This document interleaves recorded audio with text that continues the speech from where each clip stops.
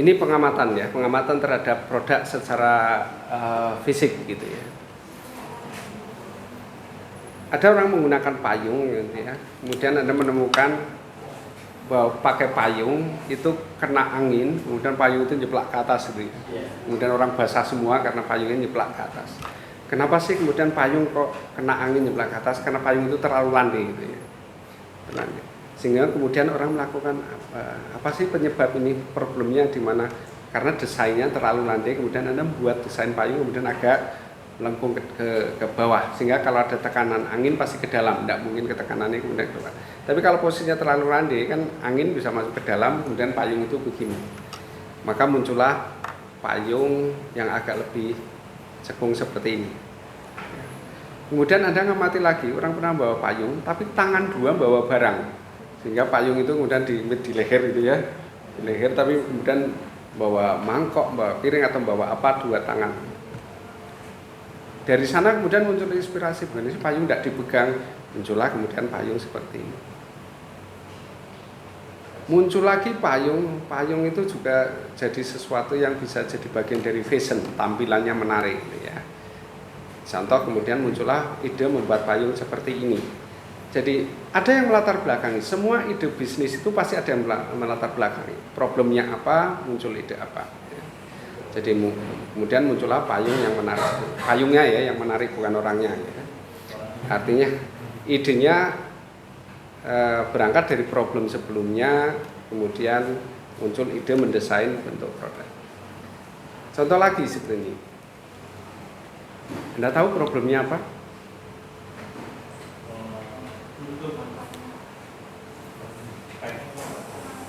Ya, packingnya. Packingnya susah kemudian dibuat kotak gitu ya. Ada yang punya alasan yang lain? Yang tahu? Ya, bentuknya beda, artinya desainnya mungkin kemudian jadi menarik gitu ya. Orang bisa melihat ini dari berbagai alasan. Tapi Anda tahu berangkatnya latar belakang ini apa? Biaya distribusi. Berangkatnya ide membuat semangka bentuk kotak itu biaya distribusi. Ini petani Jepang.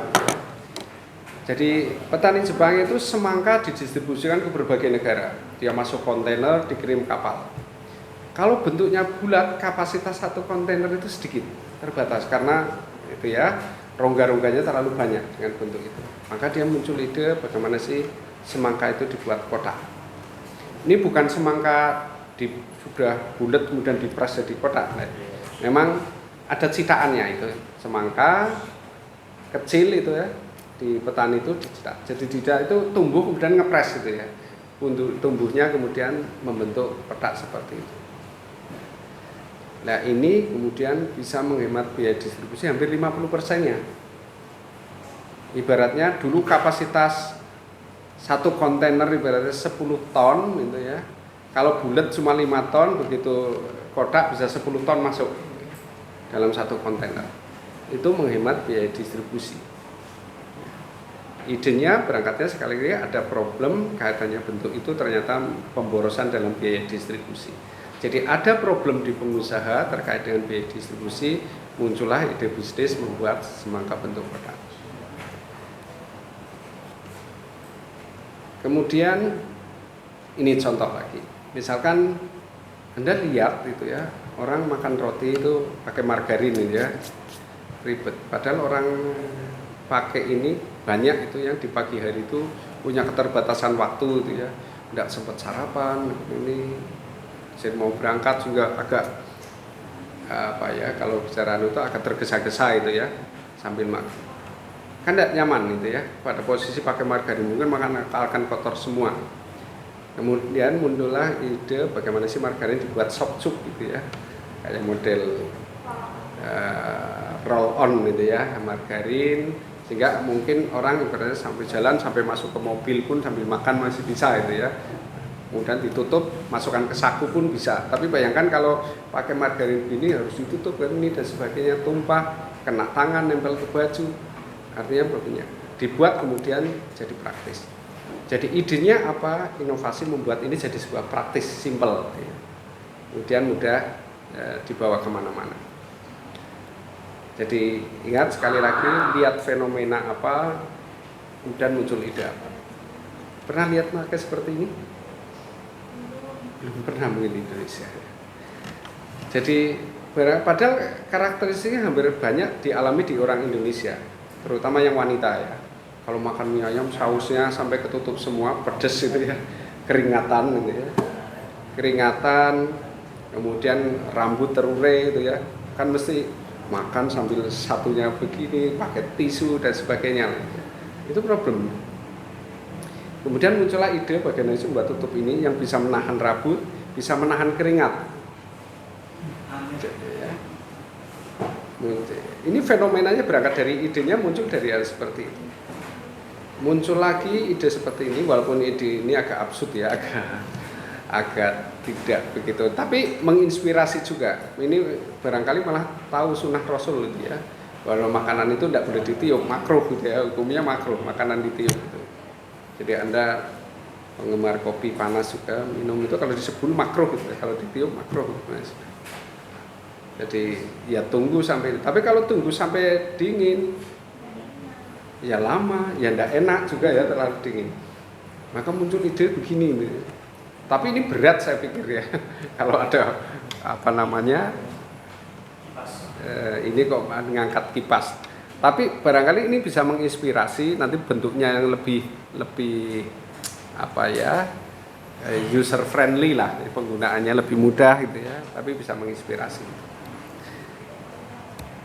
Amat lagi misalkan ada, kalau dulu kita sering lihat orang bawa helm double gitu ya, pakai tangan ditaruh di jok, kemudian di jalan jatuh gitu ya.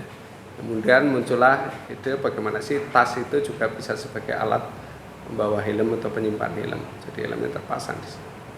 Berangkatnya dari fenomena helm jatuh, helm yang dan sebagainya. Muncul lagi ide ini. Pernah lihat orang minum kipi ini? Apa? Kopi wali. Di Jogja ada itu ya? Ya. Namanya kopi wali. Iya. Saya menemukan namanya bukan warung kopi koprol. Koprol itu gelasnya karena koprol itu balik ya. Tahu filosofinya? Kenapa? Dan menyajikannya selalu seperti ini. Bukan sekedar customernya yang kemudian balik itu. Dia cara menyajikannya memang seperti itu.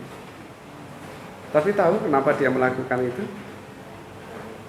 Jadi kopi ini adalah kopi, kalau di teh itu namanya teh tubruk ya, kopi yang ampasnya itu banyak ya. Jadi ampasnya banyak, karena ampasnya banyak itu kalau posisinya berdiri diminum itu ampas ke bawah itu ya, ampasnya ke bawah. Maka dia membuat model seperti ini, jadi masukkan apa namanya sedotan, di mana posisi sedotannya itu ditekuk dibalik, tutup. Posisi ujung sedotan itu di atas ampas, sehingga kalau diminum ampasnya tidak ke bawah. Ya. Jadi kopi ini memang punya penggemar ya, kopi tubruk itu punya penggemar. Jadi kalau ada kekhasannya, rasanya ya, kopi yang ada ampasnya itu ada kekhasannya, sehingga ini punya segmen pasar tersendiri. Kemudian di sisi lain itu orang minum kopi itu beda dengan orang minum teh atau minum yang kemudian dengan dalam waktu sebentar kemudian habis itu ya. Orang minum kopi itu bisa menghabiskan waktu berjam-jam. Karena minum kopi itu bukan kayak orang kehausan enggak gitu ya. Sedikit ngobrol dinikmati. Nah, kalau posisi terbuka itu tahu-tahu masuk lalat, apalagi kalau di warung-warung terbuka itu. Begitu ada lalat masuk, aduh diminum baru sedikit masuk lalat udah gitu ya. Posisi begini kemudian terhindar dari itu. Jadi itu filosofinya kenapa membuat warung kopi model seperti ini, warung kopi koprol itu. Tahu ini produk apa? Logo ini masih kan? Atau saya buat lagi yang lebih besar sama ini. Nah, lihat logo ini. Logo ini. Nggak kelihatan ya? Kecil banget situ ya. Ini, nggak pernah lihat logo ini? Nggak kelihatan juga ya? Maici. Maici? Jual apa Maici? Maici itu tidak pernah menjual keripik. Maici itu menjual sensasi. Yang dijual itu begini. Peminat Maici itu apa? Rata-rata anak muda. Sejarahnya Maici itu dulu dijual pakai mobil-mobil mewah saat itu ya. Parkir di pinggir jalan, buka bagasi, jualan seperti ini. Apa jual keripik? Keripik singkong itu dari dulu ada dan anak muda tidak pernah suka. Itu makanan orang tua itu keripik singkong itu. Kok tiba-tiba Maici mengeluarkan keripik singkong, kemudian peminatnya anak-anak muda. Apa yang dijual keripik singkong? Bukan. Dia menjual sensasi. Sensasinya apa? Level. Dia membuat level. Sehingga yang diceritakan bukan keripik singkongnya. Saya habis makan level 7, saya level 8, saya level 9. Jadi ada kebanggaan kalau sudah sampai level 10 yang paling pedas itu. Yang dijual sensasinya. Jadi anak-anak muda kan Bandung ya, sejarahnya dari Bandung gitu kan. Idenya itu dia paham artinya sang anak muda itu seperti apa. Dulu ada juga yang orang makan itu modelnya pakai roulette gitu ya, kayak model game.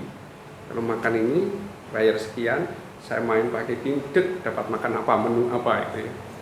Jadi kayak orang judi saja mau makan pasti. Tapi ada kebanggaan orang kemudian melakukan itu. Jadi dia menjual sensasi di mana anak-anak muda kemudian suka. Jadi tidak semata-mata menjual barangnya, tapi menjual sensasinya. Ya kemudian muncullah kemudian produk-produk yang dileveli ya, termasuk apa ada seblak ini dan kalau saya ngerti seblak itu rasanya di mana itu ya. Tapi orang kemudian ya anak-anak muda suka gitu ya, membuat seblak ada kemudian ada level sekian dan seterusnya. Ini dulu ini sekitar 20 tahun yang lalu ya, Maici itu di 20 tahun yang lalu itu jualnya di mobil-mobil. Dulu awal paling banyak itu pakai mobil jazz, awalnya keluar mobil jazz mungkin di 20 tahun yang lalu ya. Itu untuk jualan ini, jualan keripik singkongnya Maici gitu ya, jual sensasi. Dan yang ngantri anak-anak muda itu sampai antri banyak. Kalau ini sekedar tempe dibuat tampilan yang macam-macam ya. Ini problem apa? Kemudian orang punya ide apa? Di bisnis sekarang, terutama di menengah ya, menengah ke bawah itu problem yang dihadapi itu tempat. Melakukan bisnis itu tempat itu paling mahal, investasi tempat itu paling mahal. Sehingga orang kadang mau bisnis sudah terutama bisnis yang dibutuhkan untuk bisa diakses oleh customer ya. Kecuali kalau sudah bisnis online, Anda mau masuk gang kan tidak masalah ya, bisnisnya online di marketplace ya. Anda mau produksi masuk gang sempit, gang tikus tidak masalah. Tapi kalau tempat usaha Anda dibutuh diakses oleh customer, berarti Anda butuh tempat. Sementara tempat yang strategis biayanya mahal. Maka bisa muncul ide-ide bagaimana sih menyediakan tempat. Ada yang orang kemudian modifikasi kendaraan jadi food truck, kemudian ada lagi tempatnya di model seperti ini. Ini enggak kelihatan juga ya. Ini jadi kayak kafe berjalan itu ya. Ini didesain ada tempat-tempat duduknya ya. Tapi kan bisa parkir dimanapun ya, asal di sana jadi sebuah area parkir yang untuk bisnis. Orang nongkrong di sini ngopi dan sebagainya, selesai bawa pulang. Jadi pulang itu tidak sekedar dagangannya, tempatnya ikut pulang gitu ya. Itu karena memang keterbatasan tempat, kemudian idenya apa. Seperti yang saya sampaikan di Pekalongan, saya pernah sama ada warung kopi tahlil itu ya. Ya, warung kopi tahlil itu idenya kan problem tempat gitu ya. Problem tempat, kemudian dia pakai tiker, ya, kemudian tiker itu silakan customer pilih tempat di mana gitu ya. Itu problem tempat. Bentuk juga kadang kepraktisan, Anda buat kursi tapi biar mobile bisa dibawa kemana-mana, itu juga bisa jadi sebuah ide bisnis. Kemudian mengintegrasikan sepatu dengan sandal gitu. Kan ada, nggak tahu, saya belum pernah menemukan, tapi ada sepatu yang pakainya resleting itu ya, dengan sandal ini dilepas, resleting sepatunya dilepas jadi sandal itu, kemudian disatukan lagi, jadi sandalnya itu kayak alas sepatunya itu. Jadi ini terbuka, ini ada resletingnya. Kalau digabungkan di resleting tertutup, kemudian bisa dilepas lagi. Mungkin bisa multifungsi ya. Pas Anda pengen santai kemudian tidak pakai sepatu, pakai sandalnya, tapi kemudian pengen agak formal kemudian pakai sepatunya gitu. Jadi sekali lagi ini beberapa yang bisa jadikan inspirasi. Meja belajar, ini meja belajar anak sekarang gitu ya. Meja belajar anak sekarang kan tidak seperti ini. Meja belajar anak sekarang bentuknya seperti ini. Mungkin Anda juga biasanya baca di tempat tidur, glosor gitu ya. Paling enak kan begitu, sambil di depan nonton TV, entah nonton apa, walaupun kemudian sebentar tidur gitu ya. Tapi anak-anak sekarang modelnya seperti ini. Seperti ini kan capek ini ya. Maka dibuatlah tempat meja belajar model begini yang bisa menyesuaikan ketinggiannya. Dari mana idenya? Ya melihat fenomena seperti ini kemudian muncul ide apa. Ya, jadilah meja belajar seperti ini. Ya. Kalau sekarang ini banyak yang pada saat online yang kemudian di tempat tidur yang model bisa dilempit gitu ya, banyak. Nah itu meja kerja. Jadi itu beberapa hal yang bisa menginspirasi. Ini contoh saja, artinya beberapa contoh yang bisa menginspirasi untuk memulai ide bisnis Anda. Jadi ada fenomena apa ya, bisa ngamati produk, bisa ngamati perilaku, kemudian kira-kira ide bisnisnya apa. Sekali lagi, ide bisnis itu berangkat dari masalah. Maka yang perlu Anda amati adalah ada masalah apa di bisnis yang ada sekarang. Ya. Kemudian masalah itu bisa di pelaku bisnisnya, ya, atau di bisnisnya, bisa di customer. Ya. Anda punya ide tadi buat angkringan atau buat kafe itu. Di kafe yang ada sekarang itu problemnya apa? Problem itu bisa di pengelola kafenya, bisa di customer kafenya. Nah, yang Anda mau selesaikan silakan, mau di problem pengelola kafenya atau problem di pengguna kafenya, pelanggannya. Kafe sekarang misalkan tempatnya nggak nyaman gitu. Rata-rata tempatnya nyaman, begitu ramenya. Anda kemudian buat tempatnya yang agak outdoor, yang lebih agak lepas, tidak begitu mengganggu yang lain. Kalau kafe seperti ini misalnya ini ada blok-blok kan terlalu ramai ya. Kemudian Anda buat kafe yang idenya menyatu alam, yang agak terbuka, pakai semacam kayak gazebo gitu ya, misalkan saja. Kalau itu jadi sebuah fenomena yang dipermasalahkan oleh customer sebelumnya, bisa saja kemudian muncul ide seperti itu. Tapi berangkatnya Anda ngamati apa sih keluhan customer. Bukan keluhan 1-2 customer, sekali lagi keluhan dari banyak customer ya. Jadi untuk bisa memahami seperti itu Anda harus survei, Anda harus ke lapangan, bukan berandai-andai. Kalau berandai-andai persepsi Anda terhadap customer gitu ya. Jadi makanya memulai ide bisnis ini Anda harus ke lapangan ya. Jadi ide bisnis ini saya harapkan real, Anda mencoba menangkap fenomena, bukan ngarang. Makanya saya akan konfirmasi, Anda sudah wawancara dengan siapa, Anda punya ide bisnis itu setelah menangkap fenomena apa. Ya. Sekali lagi, ide bisnis ini bukan sekedar karangan.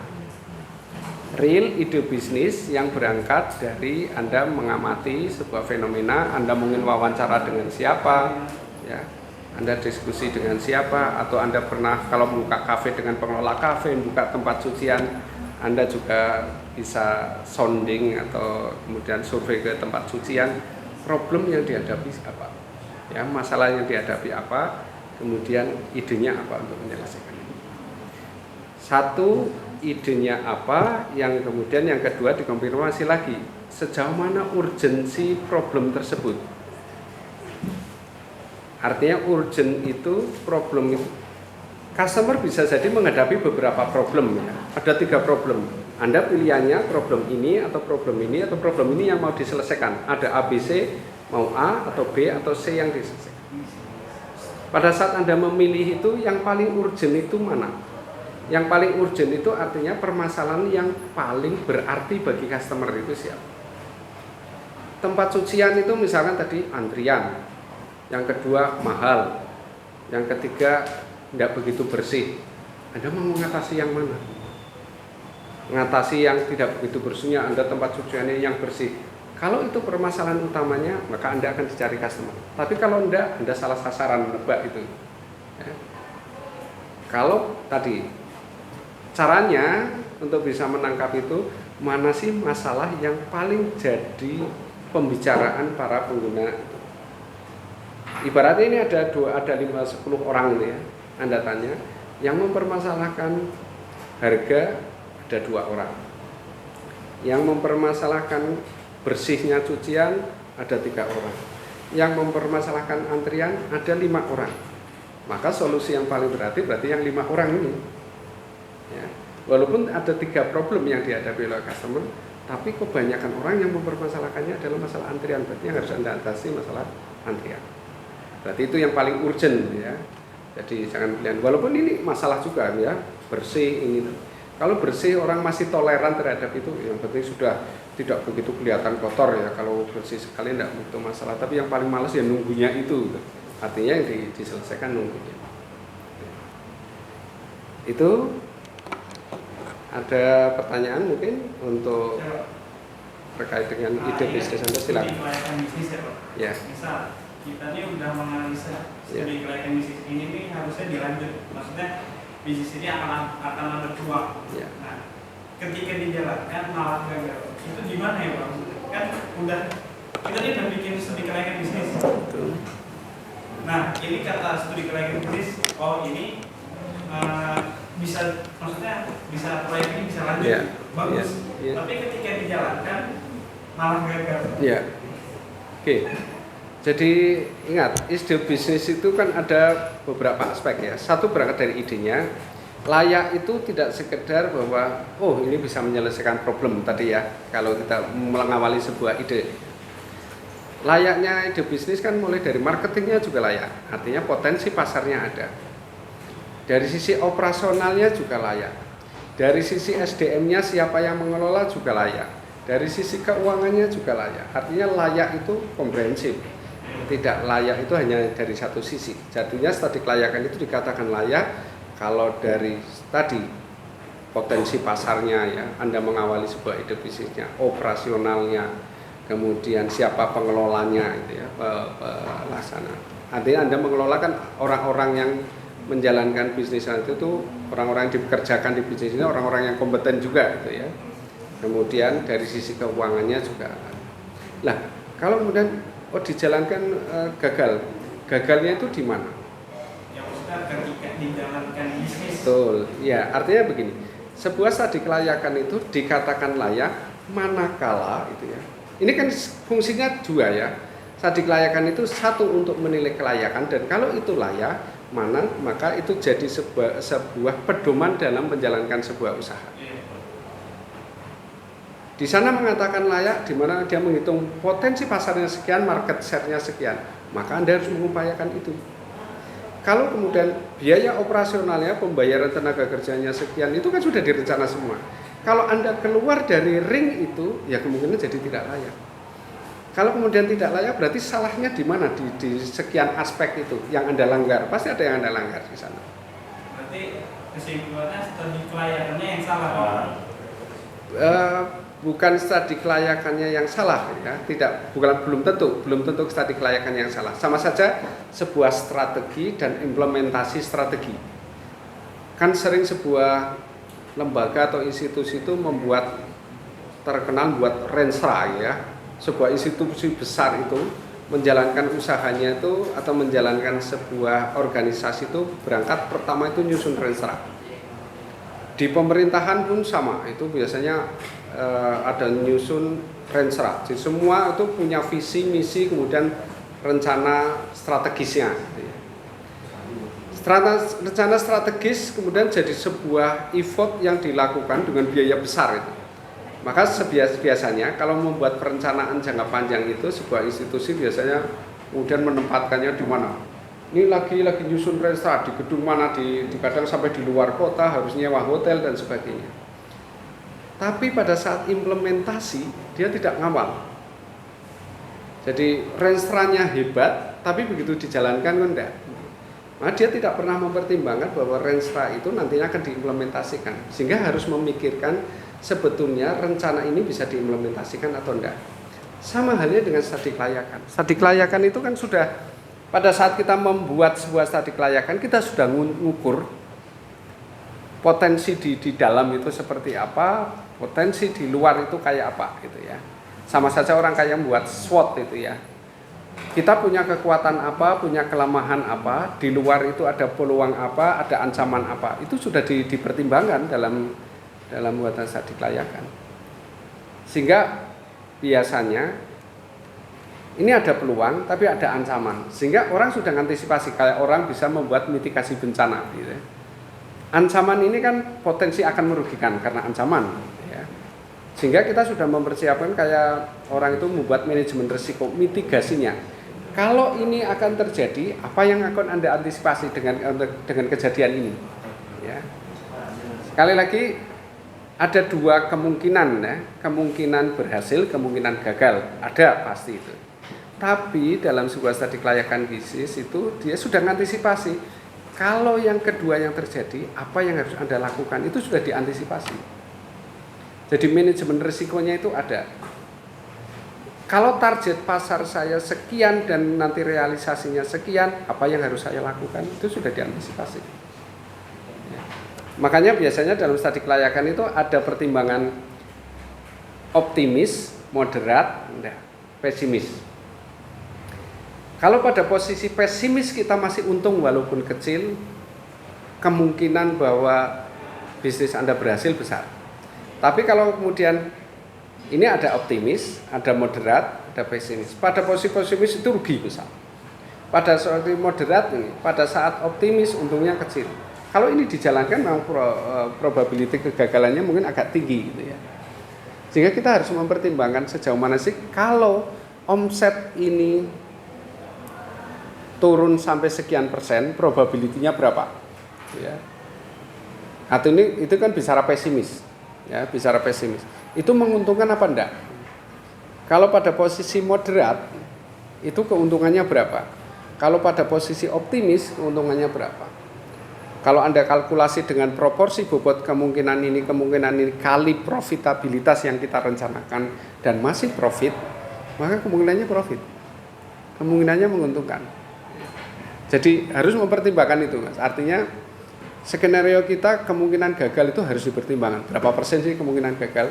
Berapa persen sih kemungkinan terrealisasi rencana pemasaran kita itu harus dipertimbangkan. Jadi kayak orang itu membuat plan A, plan B, plan C. Kalau plan A seperti ini, plan B seperti ini, plan C seperti ini. Jadi tidak hanya sekedar mempertimbangkan satu. Makanya pembuatan studi kelayakan itu sebetulnya bukan hal yang sederhana ya. Kenapa sih butuh sebuah studi kelayakan? Kan tujuannya memang untuk mengurangi risiko, menghilangkan tidak mungkin. Risiko dihilangkan itu tidak mungkin, tapi mengurangi risiko. Mengantisipasi artinya beberapa risiko itu bisa diminimalkan dengan membuat sebuah studi kelayakan. Tapi kalau tanpa pembuatan studi kelayakan, ya risikonya pasti akan besar. Kita belum mengantisipasi berbagai kemungkinan. Studi kelayakan itu sudah mengantisipasi berbagai kemungkinan. Kalau kompetitor akan muncul, dampaknya gimana? Orang buat usaha kan pasti ini saya usaha, belum ada orang yang melakukan. Tapi saya sudah pertimbangkan kalau saya berjalan 1 tahun kemudian pasti akan muncul kompetitor ini. Kita akan pertimbangkan berapa sih dampak munculnya kompetitor terhadap penurunan omset kita. Kira-kira akan kalau sampai muncul kemudian omset kita turun sekian persen, untung atau rugi, itu sudah dipertimbangkan. Ya, artinya kalau saya ilustrasikan, mungkin saya kemarin pernah mengilustrasikan, saya tidak pernah mempertimbangkan pada saat saya mau membuat sebuah bisnis fashion atau bisnis usaha tekstil. Jalan aja karena peluangnya besar, izinnya juga mudah. Membuat perusahaan tekstil kan izinnya mudah. Karena perusahaan tekstil itu padat karya. Ya, semua perusahaan tekstil, perusahaan garment itu kan padat karya. sehingga izinnya mudah. Ya. Tapi begitu kita sudah investasi, sudah mau running, nggak taunya impor Cina masuk gitu ya.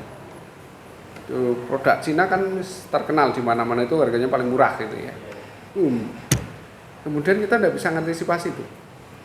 Mau mundur ya sudah kadung investasi, terus ya mungkin akan jadi rugi besar karena kompetitornya harganya sangat rendah. Nah, dalam studi kelayakan itu sudah mempertimbangkan itu.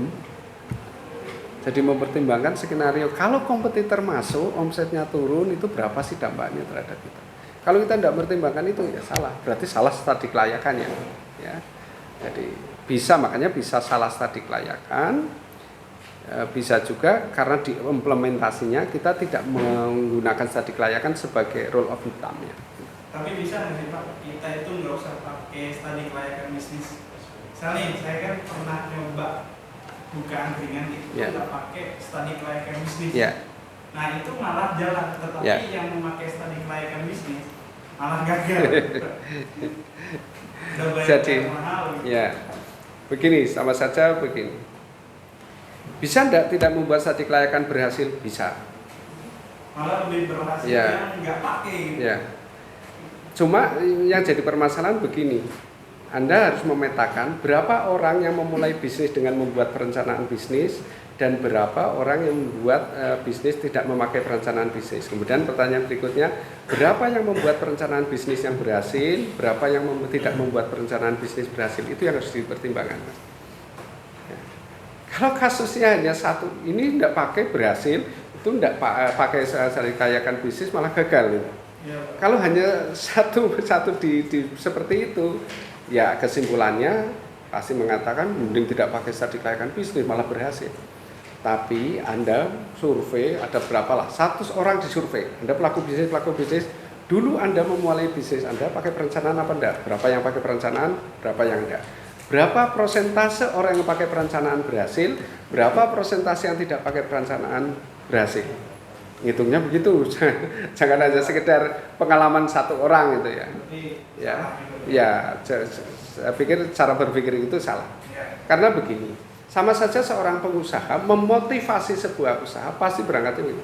Jangan terlalu pikir, mulai saja. Itu seorang entrepreneur pasti begitu, motivasi. Tapi sejauh mana sih orang itu punya ketahanan pada saat mengalami kegagalan? Orang itu beda-beda. Karena begini, saya belum pernah menemukan sebuah buku kisah kegagalan pelaku bisnis. Tidak ada. Saya selalu menemukan buku kisah sukses pelaku bisnis. Yang dia share itu keberhasilannya, tidak pernah menge-share kegagalannya. Sehingga saya ke Gramedia kadang saya pengen mana sih ya buku yang menceritakan kisah kegagalan pelaku bisnis. Tidak ada. Semua biografi para pengusaha itu cerita suksesnya. Walaupun di sana ada pernah-pernah dulu mengalami kegagalan, tapi lebih banyak kisah suksesnya. Sehingga memotivasi orang untuk berwirausaha. Tapi barangkali orang yang sukses itu, dia sudah mengalami kegagalan sekian kali kemudian jadi sukses. Nah yang jadi permasalahan itu pada saat Anda kemudian dimotivasi gitu ya oleh seorang motivator entrepreneur, sejauh mana Anda tough terhadap kegagalan itu. Kalau Anda tough terhadap kegagalan itu tidak masalah, jalan saja. Nah kalau modalnya terbatas, gagal, entak modalku mau mulai lagi, sudah tidak punya modal lagi, problem. Nah sekali lagi, apakah itu menjamin keberhasilan? Tidak juga. Tapi sekali lagi cuma bisa mengurangi resiko gitu ya. Bahwa studi kelayakan ini bisa mengurangi resiko kegagalan. Mengurangi itu, tapi tidak menghilangkan. Bisa tidak sebut dengan studi kelayakan itu gagal? Bisa. Bukan berarti tidak, artinya faktor keberhasilan itu banyak. Saya ingat waktu diskusi beberapa pengusaha, salah satunya itu ada Raffi Ahmad di sana. Raffi Ahmad waktu ditanya, gimana sih Anda membuat sebuah, mengawali sebuah bisnis? Gimana sih Anda membuat perencanaan dan sebagainya? Raffi Ahmad termasuk salah satu orang yang menggunakan feelingnya. Ini menarik, ini bisnis ini. Sehingga kalau ditanya, gimana sih cara memulainya? Dia tidak bisa jawab, Raffi Ahmad. Dia mengatakan laki saja, artinya ibarat wong Jawa ini bejo wae itu loh. Mulai itu bejo aja. Raffi Ahmad itu barangkali kalau dihitung kekayaannya sekarang termasuk 10 besar orang terkaya di Indonesia. Ada satu bisnis yang mungkin Anda tidak tahu, dia main di Bitcoin juga itu ya, di cryptocurrency-nya itu besar sekali itu. Cryptocurrency itu bisa triliunan gitu Pak. Raffi Ahmad kan bermain di sana juga, itu di bawah bendera Rans, itu usahanya luar biasa. Jadi, tapi dia menggunakannya itu. Jadi, walaupun dia punya tim yang kemudian merancang, tapi dia menentukan bisnisnya itu menggunakan feeling. Jadi cuma pembuktiannya kemudian menggunakan. Artinya begini, apakah idenya itu berangkat dari sebuah studi kelayakan, kemudian ini layak dijalankan? Enggak. Dia memulainya, bisnis ini menarik, kemudian baru timnya mengkaji itu. Mengkaji, oh ya itu dijalankan. Tapi menentukan bisnisnya bukan dari kajian itu ya, kemudian dari sebuah studi kelayakan, ada sekian studi kelayakan, kemudian dia pilih, enggak. Dia melihatnya, feeling bisnisnya dia memang kuat itu, menangkap ini peluang. Kemudian timnya kemudian nyusun membuat sebuah perencanaan, kemudian jalan. Itu Raffi Ahmad. Saya waktu diskusi dengan Hilmi Yahya, dengan beberapa itu, ya memang kan feelingnya memang kuat orang ini. Jadi faktor lakinya tinggi ya, faktor keberuntungannya juga tinggi. Itu, tapi kan tidak semua orang kemudian punya feeling seperti itu ya, tidak mudah membuat feeling seperti itu. Makanya bisnis itu ada yang mengatakan orang wirausaha itu turunan gitu ya. Ada darah wirausaha kemudian yang menurun. Tapi sebagian para pakar mengatakan bisnis itu tidak turun, bisa dipelajari. Nah, memang bakat itu memperkuat gitu ya, memperkuat. Kenapa sih orang tuanya bisnis kemudian anaknya pelaku bisnis? Apa karena darahnya mengalir? Bukan sebetulnya. Kalau saya katakan bukan. Lingkungannya menciptakan itu.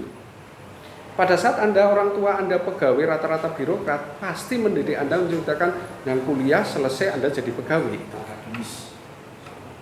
Karena memang lingkungannya menciptakan seperti orang tuanya guru, omnya guru, pak adeknya guru, mengharapkan Anda kuliah di IKIP jadi guru juga itu.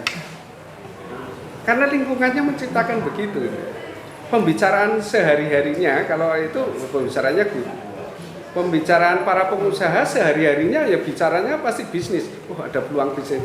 Sehingga sehari-hari anak-anaknya pun juga informasi mengenai bisnis, sehingga kemudian nurun. Tapi bukan karena menurun darah pengusaha kemudian pengusaha sebetulnya. Karena lingkungannya menciptakan seperti itu. Kalau pengen mencoba spekulasi sebenarnya anak lahir dari orang tua bukan pengusaha, kemudian anak itu ditaruh di lingkungan pengusaha, jadi pengusaha enggak? Kemungkinan jadi pengusaha. Kenapa? Karena lingkungannya menciptakan itu, bukan darah yang mengalirnya, tapi karena lingkungannya menciptakan. Jadi makanya apakah ini semata turunan bakat? Bukan, bisa dipelajari. Dipelajari itu ya memang dukungan lingkungan itu paling kuat. Itu belajar itu kan bukan hanya sekedar kayak di perkuliahan, di sekolah, di lingkungan itu juga tempat untuk belajar. Bandung mungkin Anda dari Jawa Barat, Banten ya, artinya Jawa Barat itu culture entrepreneurnya lebih tinggi dibandingkan Jawa Tengah. Ya. Makanya ada beberapa itu belajar entrepreneur di Bandung, kemudian bisnisnya juga di Bandung.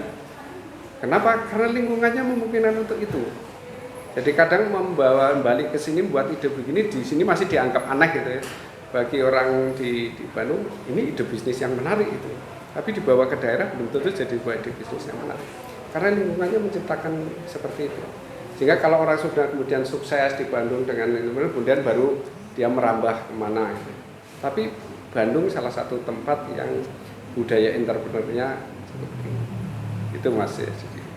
Bukan berarti saya bukan menyalahkan studi kelayakan bisnis ya. Cuma menanyakan doang. Iya, saya paham. Enggak, itu pertanyaan yang biasa, sama saja. Kalau saya didiskusi dengan para motivator, ya mesti munculnya begitu. Kalau dibilang gitu enggak jalan-jalan bisnis itu. Jalan aja dulu. Ya kalau orangnya kuat ya. Ya, jadi kalau orangnya kuat enggak masalah. Artinya orangnya memang tough, ya, jiwa entrepreneurnya begitu kuat. Gagal bangun lagi, gagal bangun. Saya malas, sudah gagal 2 kali, gagal malas itu kan dari hilang kemudian motivasi hidupnya. Tapi dengan perhitungan yang matang seperti ini, harapannya kemudian bisa mengurangi risiko itu, sehingga orang yang tadinya memang posisinya ragu-ragu ya, begitu direncanakan dengan baik dan hasilnya baik, kemudian. Tapi kalau orang yang kuat itu ya, permodalannya kuat, Kenapa sih anak pengusaha itu juga tadi ya, kemudian jadi pengusaha? Satu, backbone-nya kuat ya. Secara permodalan itu orang tuanya juga kuat, sehingga dia mencoba itu berkali-kali tidak masalah gitu ya. Gagal lagi, modalnya kuat, ulang lagi itu. Nah kita modalnya pas-pasan, gagal ya sudah selesai itu ya, kapan mulai lagi. Nah iya, bukan saya kemudian menghilangkan semangat Anda untuk berentrepreneur, tapi tadi supaya mengurangi risiko kegagalan, buat perencanaan yang baik ya, buat studi kelayakan yang baik sehingga risikonya bisa diminimalkan. Tapi bukan berarti kemudian memulai bisnis kecil kemudian analisisnya kok begitu kompleks. Kompleksitas sebuah studi kelayakan memang tergantung dana yang diinvestasikan berapa. Kalau dananya kecil ya tidak usah analisisnya terlalu kompleks ya, terlalu macam-macam nanti. Nanti biaya membuat studi kelayakannya lebih besar dari investasinya, repot lagi itu. Modalnya 50 juta untuk mulai usaha, ternyata minta buat studi kelayakan biayanya 50 juta, tidak jadi wirausaha, jadi studi kelayakan saja malah tidak memulai bisnis. Artinya sejauh mana sih bisnis Anda, kompleksitasnya, dananya cukup besar apa enggak. Itulah studi kelayakan, kompleksitasnya mengikuti besar dana yang ditanamkan. Oke, ada pertanyaan? Baik, kalau tidak ada, minggu depan sudah fix ya ide bisnisnya ya semua ya, supaya nanti cerita aspek marketing Anda sudah bayangkan marketingnya untuk bisnis Anda itu, supaya tidak bayangkan bisnis yang baru ngarang-ngarang lagi mau bisnisnya apa ya. Karena nanti di marketing Anda mulai dari cerita dari segmentasi, Anda bayangkan segmentasi untuk produk yang mau Anda laksanakan ya, makanya minggu depan idenya sudah ada di tempat Anda, walaupun belum matang tapi sudah ada di benak Anda. Anda mau bisnis apa? Anda mau bisnis angkringan, Anda sudah bayangkan segmennya siapa sih yang mau Anda bidik gitu. Kira-kira strategi marketingnya apa, positioningnya apa, sudah bayangkan customer Anda itu siapa. Tapi kalau bisnisnya belum jelas kan mau bayangkan siapa itu kan susah. Ya. Gitu ya. Kalau tidak ada pertanyaan saya kira itu dulu, sampai ketemu minggu depan. Saya akhiri. Assalamualaikum warahmatullahi wabarakatuh.